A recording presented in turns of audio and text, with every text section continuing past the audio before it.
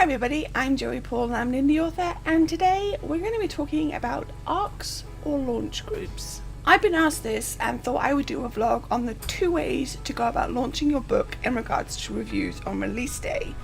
There are 2 main ones, ARCs or launch groups, so I'm going to go through each of them in turn and talk about them. So let's start with ARCs. Now if you don't know, ARC stands for Advanced Reader Copy. It's basically a mostly finished copy of your book that you send out to people wanting to review your book before release day. The idea is to help build up buzz and hype for the book, as well as have reviews posted on Goodreads before and Amazon and other sites following release. I've mostly done ARCs because I find them easier to manage. It means I can reach out to bloggers before the ARCs are ready and have a Google sign up form for them to fill out. Now sometimes, depending on the amount of interest, you might find that you have to pick and choose.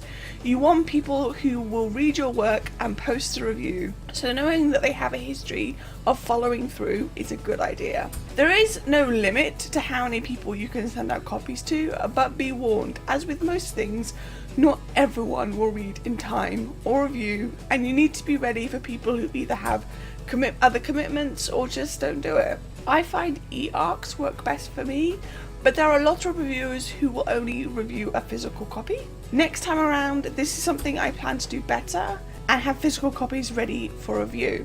But of course, that's for you to decide.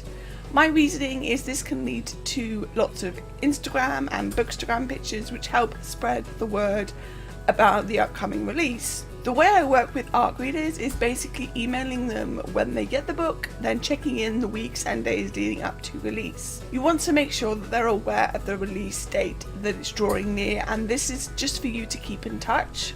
As I said, there will always be some who don't follow through, and while that sucks, it's a fact of life. This can be for a variety of reasons. Maybe they didn't like the book, maybe life gets in the way, maybe they just forgot. The problem I found with this method is that because you can leave reviews on Goodreads but not selling sites before release, they sometimes don't always remember, even with reminders, to move their reviews to the relevant Amazon site. However, I personally prefer this method to launch groups, which I'll talk about next. Just in case it's not clear, the people you reach out to should be in your target audience. There is no point sending a middle grade book or a young adult book out to adult bloggers who don't like that kind of thing. That's just common sense. Of course, this can be a more expensive option when it comes to paperbacks because you're sending them out yourself, and that obviously has an expense. But for me, I do find it's more personal and allows for more genuine reviews. You can have a rule that states the reviews only above a certain star rating, usually 4, to be posted directly on the day of and the week following release, but that again is up to you. Personally, I've gone for all reviews and been happy with what I've gotten, which brings me to launch groups. A launch group is usually about 20 to 40 people who you've recruited. They are generally groups on Facebook, and again, filled with people who are either in your target audience or readers of your genre. They work similarly to ARC readers in that their job is to buy and read your book and leave a review on release day. It works like this. You have a hard release date, and about a week to 10 days before you do that, you have a soft release. Soft release is when the book isn't advertised as being out and allows the people in the launch group to buy a copy.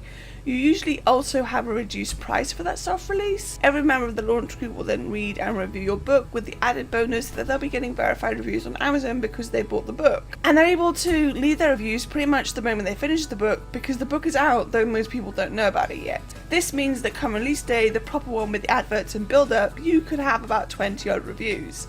I haven't tried this method simply because I don't like the implications of it. However, I know a lot of authors who do it, and I don't want to imply that they shouldn't. You gotta do what works for you, and this method is, I'm told, more successful at getting reviews out of readers. Again, there is a choice to only have the reviews above a certain star rating, usually 4 again, be posted, and the ones below that held off for a week or so until the release is done and over.